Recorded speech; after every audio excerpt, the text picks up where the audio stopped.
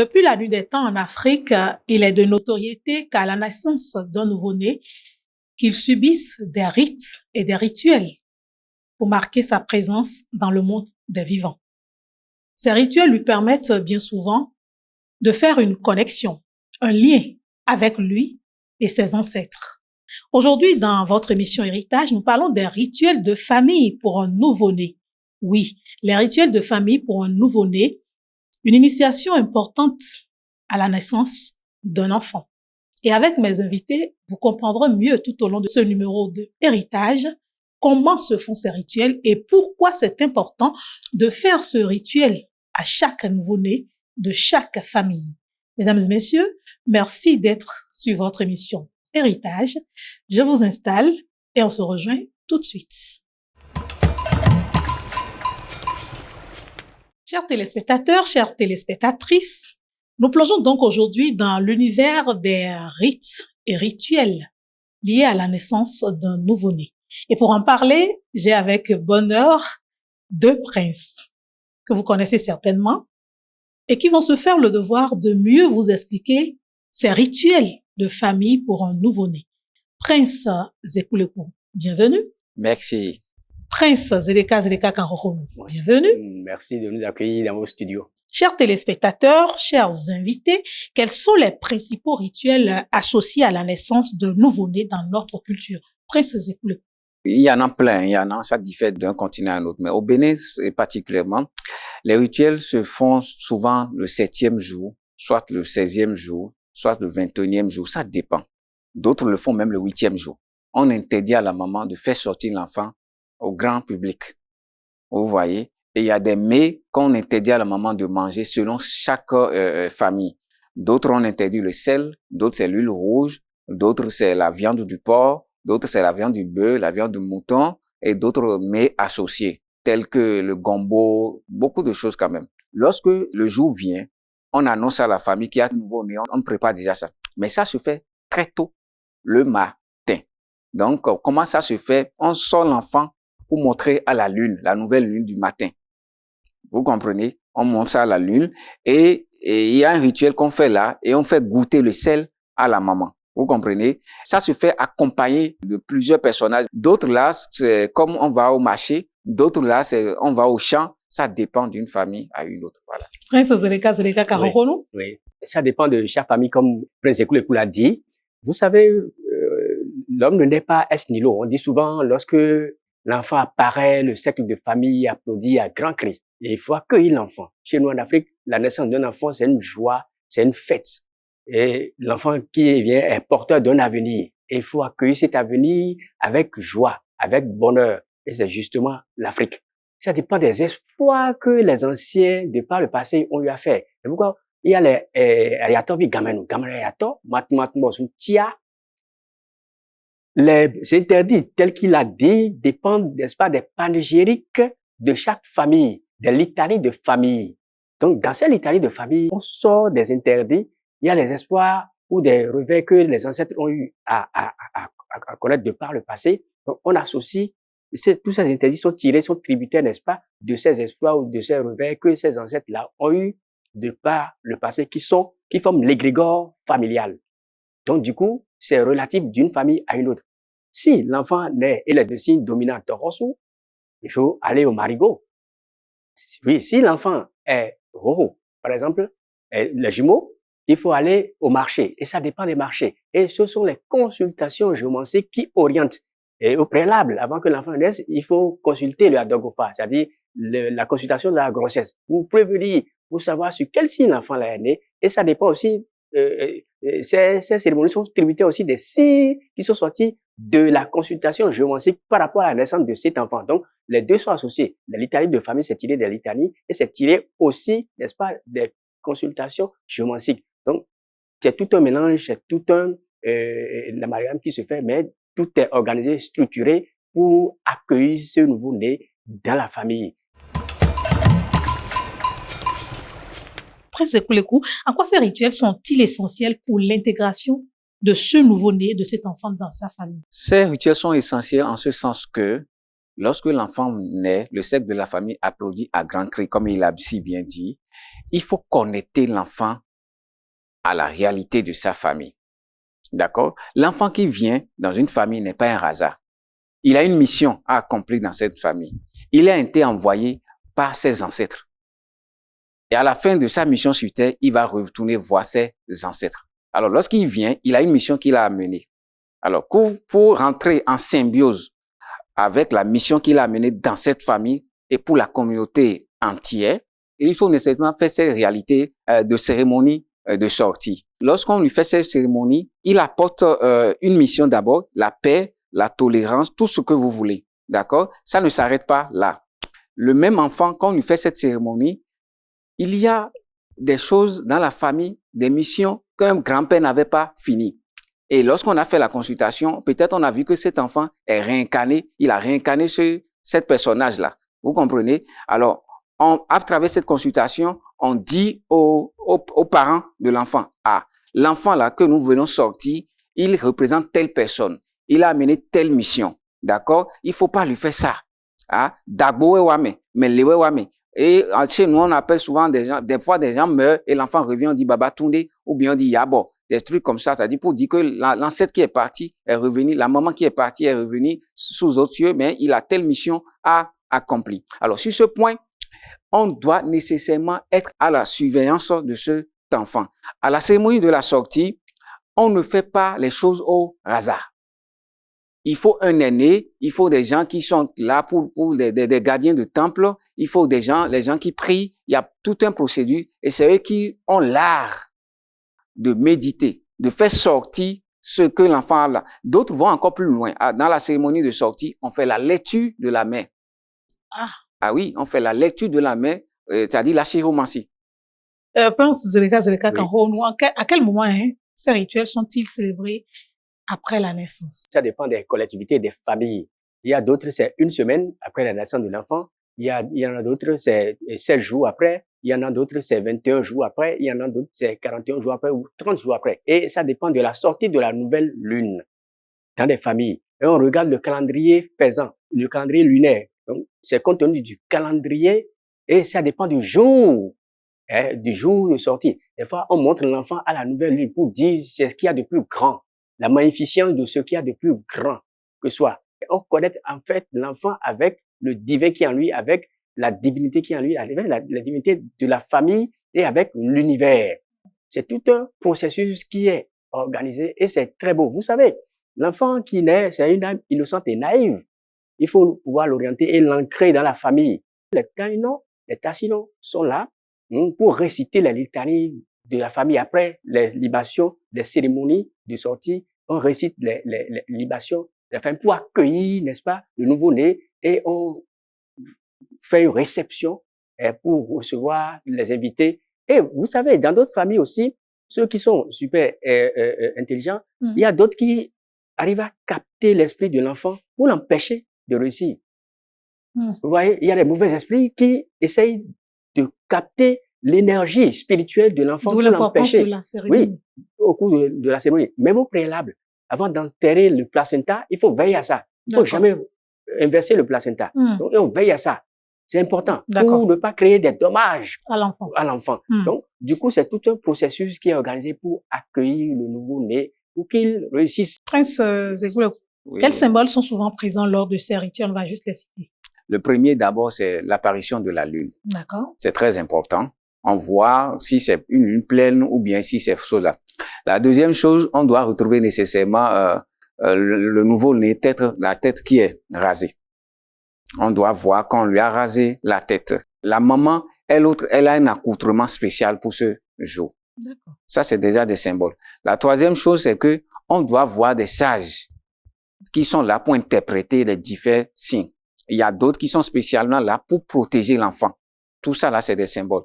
Il y a aussi dans d'autres cérémonies une chaise, une petite chaise. Et cette chaise-là, c'est le jour où on veut faire sortir le nouveau-né. Quand on dit à la maman, tu t'assois là. Parce que quand on finit de faire la cérémonie, c'est sur cette chaise-là qu'elle reçoit l'enfant. La famille, maintenant, lui confie l'enfant. Vous comprenez? Et après cela, elle est là, tout le monde dit, j'achète le nom de l'enfant, hein. J'achète le nom de l'enfant, hein. J'achète le nom de l'enfant. Tout ça, là, ce sont des symboles. Si on va citer, on en cite, on en citera. Oui, vous pouvez compléter? Oui, je vais compléter parce que c'est très intéressant. Allez-y. Nos ancêtres sont tellement inspirés qu'ils ont su, n'est-ce pas, garder certains secrets qu'ils ont transmis. Et c'est pourquoi vous allez voir, en Afrique, nous avons ce respect-là pour les aînés.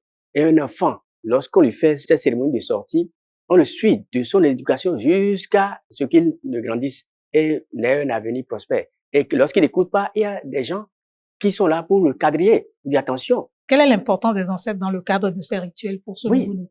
Et ça dépend de l'ancêtre éponyme. Il y a l'animal totem qui incarne peut-être les anciens de cette famille-là.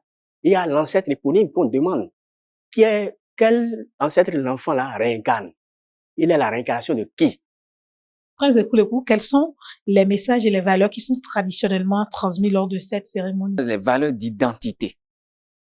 Vous comprenez? Et puis, en plus de ça, la sécurité. En dehors de ça, la protection. Vous comprenez? Et maintenant, on apprend, on commence par inculquer à l'ADN de l'enfant le paragénique. On lui dit ça. D'accord? Il y a aussi des messages de courage, de force, de vertu. Et on dit à la maman, maintenant là, que l'enfant est sorti, tu vas retrouver maintenant ton physique. La dette qu'on a vis-à-vis de toi là, nous allons payer cette dette. C'est vrai qu'on n'arrive pas à toujours payer.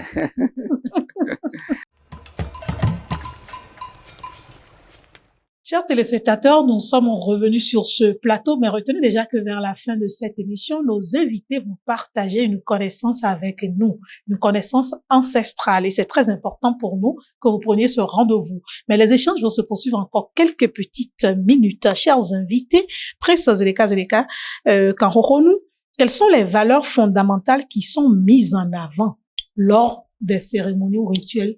Il y a l'attention, parce que lors de l'exécution de la sortie de l'enfant, il faudrait que ceux qui sont les dépositaires de certains pouvoirs pour exécuter, n'est-ce pas, la dite cérémonie, soient dans les conditions requises. Ils doivent être très attentionnés parce qu'il s'agit de la vie spirituelle de l'enfant.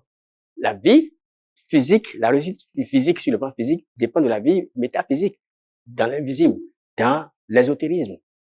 Donc, c'est une connexion, c'est un ancrage qu'on fait avec l'enfant. Donc, il faudrait beaucoup plus d'attention, beaucoup plus de prudence, beaucoup plus de patience, beaucoup plus de bénédiction pour attirer les vibrations positives, les ondes positives sur l'enfant, pour que les ancêtres à l'au-delà, et vous allez voir, et au cours de cette cérémonie, vous allez voir que ça ne manque pas. Chez nous, en Afrique, en général, et en particulier au Bénin, dans la culture à Diakado, il y a certaines boissons. Le sodabi, notre boisson locale, la djabia. Il y a les liqueurs qu'on appelle gin betchwe. C'est-à-dire quand on fait les libations et on partage cette boisson-là, l'enfant qui sort, il doit pouvoir prospérer et ramener les bonnes choses à la maison. Vous voyez? Donc, il y a les sucreries pour dire que la vie de l'enfant sera sucrée. Il y a aussi certains fruits, les maniguettes, qu'on appelle la takou, les maniguettes. Ah, d'accord. Piment de Guinée. Et pour vous dire que les aînés doivent avoir le verbe pour pouvoir bénir l'enfant. Il y a la cola vera. La cola vera qui est le aoué. Il y a la cola sacrée qui est le vie. Vie, à vie ou vie. Ou vie, ouais. À vie ou vie. Et qu'on jette pour voir le signe. Après les bénédictions, chaque bénédiction, il y a des trucs qu'on jette pour voir le signe. Et ceux qui sont dépositaires d'un certain nombre de pouvoirs selon leur catégorie interprètent et avec les chants, les danses et ainsi de suite. Et c'est bien structuré, c'est bien organisé. Et c'est très beau. Et c'est ça l'Afrique. Ce sont ces valeurs qu'on doit pouvoir sauvegarder, perpétuer pour la génération future pour qu'on en gagne grand. Existe-t-il des variations régionales dans la manière dont ces cérémonies sont pratiquées? Puisque au départ de cette émission, vous avez dit qu'il y a plusieurs sortes de cérémonies, que ça dépend des régions. Vous savez, lorsqu'on fait sortir un enfant et qu'on ne respecte pas de façon succincte les valeurs spirituelles, plus tard, demain, quand il sera quelque part, un enfant de la diaspora quelque part, s'il a raté cette cérémonie, c'est qu'il a raté tout. Alors, si on respecte bien cette cérémonie, s'il est quelque part, et il dit, au nom des membres de mes ancêtres, si on ne réussit pas cette cérémonie-là, quand il dit au nom des membres de mes ancêtres, ça ne passe pas. Cette cérémonie est liée au nom des membres des ancêtres. Il y a aussi les valeurs maternelles. Et ces valeurs maternelles, c'est lié à la maman directement. Et c'est pourquoi, quoi qu'en soit ce que ta maman te fait, il n'y a pas de mauvais maman, il n'y a pas de mauvais papa. J'ai déjà dit, ça diffère d'un pays. Même dans les cérémonies. Même dans les cérémonies. D'accord. Ça diffère. Ça diffère. Donc, on ne peut pas spécifier, mais ça diffère. Qu'est-ce que ces rituels apportent véritablement au nouveau-né? Ça lui apporte d'abord un soutien moral. Bon, il est enfant, mais il peut pas comprendre. Demain, il va comprendre. Mais un soutien de sécurité. Il voit que, mon papa est là, ma maman. Il y a d'autres enfants, quand ils naissent, ils n'ont pas de père, ils n'ont pas de mère. Est-ce que vous comprenez? Mais l'enfant qui naît, et déjà, son papa est là, sa mère aussi est là, on lui fait cette cérémonie-là, c'est déjà un soutien très capital. Vous comprenez? Il y a aussi l'éducation qui commence à partir de là. Tout ça là, c'est des valeurs. Vous comprenez? Alors, lorsque on fait ça à un enfant, non seulement il a ses soutiens, les deux familles aussi font ce qu'on appelle le brassage. Je peux être ici au Bénin et avoir une femme en Inde. Est-ce que vous comprenez? Et le jour où je veux, la femme qui est enceinte veut tomber, veut mettre l'enfant au monde, peut-être qu'elle est venue en congé et c'est ici au Bénin, elle a mis l'enfant au monde. Déjà, les parents sont déjà au courant que je suis en train de sortir avec les enfants ou bien j'ai déjà fait les préliminaires. Il y a ce qu'on appelle le brassage culturel. Donc, il y a toutes ces choses-là qui rentrent en jeu. Chers invités, certaines personnes estiment pourtant, malgré tout ce que vous en dites, que ces rituels pour les nouveau-nés perdent d'abord de leur importance, de leur signification, au vu de la modernité. Vous savez, dans la vie, Bono Amatoufi a gossi en bois l'unaliji. Est-ce que vous comprenez? Donc, si on ne connaît pas. Donc, ceux qui disent que nous, ça dit c'est des choses de l'Antiquité, on a fini avec des superstitions, tout ça là. Regardez bien leur vie. Qu'est-ce que vous essayez de dire? Ça veut dire quoi? Ça veut dire quoi? Tu ne peux pas mettre ton enfant au monde et appartenir à une famille, des familles, je vais dire, et ne pas faire les rituels de choses là. Je vais vous dire une chose. Au Bénin, d'accord, lorsque, par exemple, chez nous, quand on met un enfant qui est pour nous, de notre famille, c'est un exemple que je prends. Tu prends les deux doigts là, tu mets dans l'oreille de l'enfant et tu soulèves. L'enfant ne va pas tomber.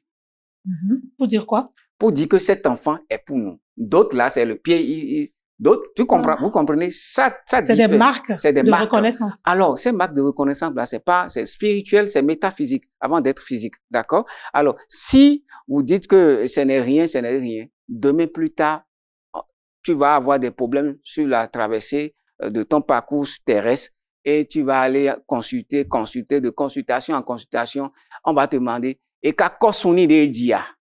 C'est-à-dire quoi? Et Kosuni, là, ça veut dire quoi? Est-ce qu'on lui a fait les cérémonies de sortie? Parce que l'enfant, elle est agitée, elle fait des choses, on ne comprend pas. C'est souvent lié à ça. Donc, quelle que soit notre appartenance religieuse d'aujourd'hui, il faut toujours faire cette cérémonie. Il faut le faire. Pourquoi ne pas le faire? Ça n'a rien de sorcier. C'est carrément culturel, c'est carrément identitaire. Ça n'a rien de sorcier. Je veux bien que mon enfant soit initié à ces rites traditionnels à sa naissance. Voilà, je suis à l'étranger et je n'ai pas la possibilité de descendre faire cette cérémonie. On fait comment? On fait quoi? Maintenant, s'il est né à l'étranger et qu'on doit le faire, on peut envoyer une délégation. Moi, je me rappelle que mon oncle, quand il a fait des jumeaux, il a payé le billet à notre grand-mère qui est allée là-bas avec un cousin et ils sont allés représenter. Il faut se donner les moyens. Oui, voilà. Pourquoi pas? Mais si les parents qui sont à l'étranger, eux, au préalable, ils maîtrisent certains codes, parce que leur méthode pas qui ont coliméré. C'est-à-dire? Oui, c'est-à-dire, on se déplace avec. On se déplace avec. C'est dans notre ADN, c'est génétique. Du coup, si les parents au préalable avaient fait cette cérémonie-là, ils auront au moins les bribes. Même s'ils invoquent, ils font la libation, ils versent l'eau par terre, ils appellent les ancêtres à leur façon. La technologie aussi a évolué. Oui. Donc, ils peuvent le faire. Il y a aussi le téléphone. Ça peut se faire. Ça peut se faire à distance. Avec les nouvelles technologies, on peut adapter à nos réalités aussi et évoluer dans ce monde moderne. Voilà qui me rassure et que je suis sûre va rassurer les téléspectateurs et téléspectatrices qui regardent. Si nous sommes dans l'une ou l'autre des situations que notre enfant a besoin de ce rituel de famille pour un nouveau-né, trouvons l'opportunité avec la famille de voir comment on le fait. Chers téléspectateurs, chers invités, nous sommes à la fin donc de cette émission, ou presque déjà. Mais je tiens à ce que vous partagez une connaissance avec nous, Prince Zeleka Zeleka. Très bien, je vais vous raconter une petite anecdote. C'est un enfant qui a quitté le pays, ça lui a réussi, parce qu'au préalable, lorsqu'il est né, on lui a fait les rites de passage. Ses parents, il est de parents pauvres, cultivateurs, et il est parti en Europe, ça lui a réussi. Aujourd'hui, il est devenu bon teint. Il est de l'autre côté, bon teint. Donc, il renie ses ancêtres. Et un jour, il parlait avec son papa et il dit, non, moi, aujourd'hui, ça, c'est révolu. Vos trucs là sont révolus. Et le père lui dit, je vais te dire, fiston, est-ce que tu peux me donner le sang qui t'a fait à travers le liquide précieux que j'ai imposé, j'ai inoculé au cours des ébats? Si seulement tu peux me payer ce liquide précieux et spirituel qui t'a fait, là, je suis d'accord. Réponds à la question. Et le fils, il a été contrarié, il a été obligé de revenir à la source. Donc, revenons à nos sources, revenons à nos valeurs. Rien n'est diabolique. Tout est spirituel. L'homme est la spiritualité de vous. Et le jour en vaut la chandelle. Prince Ekoulekou, qu'est-ce que vous avez à partager avec nous? Alors, comme partage, je vais dire simplement que la maman qui n'a pas pu faire cette cérémonie à son enfant à cause de certaines choses de la vie, n'a qu'à se lever très tôt le matin sans dire bonjour à quelqu'un et commencer par prier à son enfant. De faire ça si c'est un homme, elle respecte les 9 jours fois 9. Si c'est une femme, les 7 jours fois 7, ou carrément, ça dépend de comment l'enfant souffre de l'autre côté. Prier, demander la bonne grâce à l'enfant. Je pense que l'enfant va trouver un peu de la paix et revenir pour faire ces cérémonies. Chers téléspectateurs, chères téléspectatrices, aujourd'hui, nous avons parlé des rituels pour le nouveau-né, les rituels de famille pour le nouveau-né. Et j'espère que vous avez été édifiés par les explications de nos deux princes, de nos invités. Prince Ekoulekou, merci beaucoup. Prince Zeleka Zeleka Kangourou, merci. C'est un plaisir. Chers téléspectateurs, un grand merci également à vous qui nous avez suivis tout au long de cette émission. N'hésitez pas à en parler autour de vous. Héritage, c'est votre héritage que nous portons pour vous et que nous espérons que vous porterez avec nous pour qu'ensemble, cet héritage de nos aînés puisse aller encore plus loin et voyager au cœur des générations et nous apporter le développement que nous souhaitons tous. D'ici là, prenez soin de vous. À très bientôt pour un autre numéro de Héritage.